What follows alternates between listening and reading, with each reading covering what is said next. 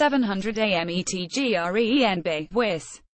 Joe Witt knows exactly what he would do if he were playing against the Green Bay Packers. If I was an offensive coordinator of a team that's about to play us, I would make sure that the Packers shored up the vertical control issue that we had last year, he said.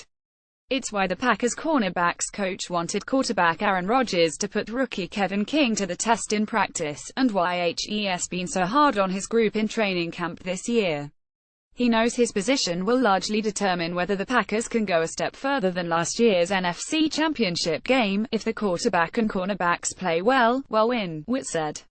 We have a chance to win Super Bowls if those two groups play well. So, I don't necessarily get excited when we do our job. Now, our job is to make sure that we can cover those guys out there man-to-man and let everybody else do what they do, and when they do throw the ball at us we pull it off of them. Witt knows the Packers can't have a repeat of last season. They allowed the second most passing yards per game in the regular season, and that weak spot ultimately ended their season against the high-powered Atlanta Falcons, one game short of the Super Bowl. The Packers hope rookie cornerback Kevin King will be a difference-maker for their pass defense. Photo by Larry Radloff on SportsWire. They were an explosive gain waiting to happen. The Packers define explosive as a pass play of 16 yards or more. In that area, no team allowed more explosive plays for touchdowns than the Packers, 15. Overall, they tied for 8th in most explosive pass plays allowed with 87. Up those numbers to plays of 20 yards or more, and they allowed a league-high 14 touchdowns and 58 pass plays overall, tied for 4th most in the league. And that doesn't count what Julio Jones did to them in the NFC title game. Maybe it was because of injuries to 3 of Witt's key players: Sam Shields, whose Week 1 concussion ended his career in Green Bay, Damarius Randall and Quinton Rollins, but general manager Ted Thompson didn't take any chances that it was something else. That's why he used the 33rd overall pick on King, the 6'3" cornerback who's like no one Witt has in his room, and why he resigned physical coverman Davon House after he spent 2 seasons with the Jaguars. We gave up way too many explosive passes, especially on the outside, Witt said. I think we've done a good job in camp of holding vertical control when we're in team-type periods. Balls have gone up. Once they have been caught, we've been competitive. If we continue to practice the way that we have been, hopefully we'll be able to pull some of those balls off.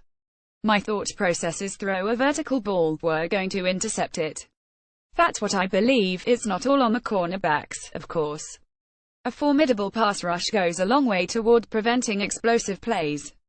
That was evident in Saturday's family night practice at Lambeau Field. In a drill after backup quarterback Brett Hundley hit tight end Richard Rodgers on a deep ball, the Packers front began to get pressure.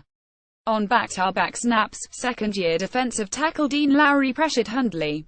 One of them forced Hundley to throw quickly, and linebacker Jake Ryan intercepted it.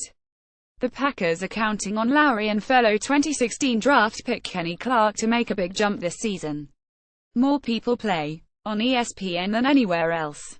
Join a creator league in the #1 fantasy football game. Sign up for free. It's all about affecting the quarterback, and maybe you don't get a sack, but a pressure can force him into a bad decision, Lowry said.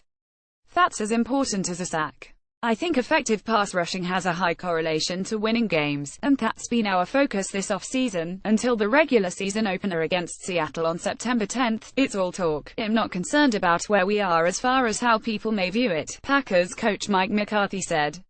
The tape has been really good. We're just going to look at it differently because we're going to have an understanding of how it's going to fit together when we get ready for Seattle. Unfortunately, we're not going to practice the things that we're going to do for Seattle. The fundamentals you will, but there's moving components to that. At the end of the day, it's about getting players ready to play in games. It's more of an individual focus. The unit will come together. But I would say the first real test will be Thursday night in the preseason opener against Philadelphia.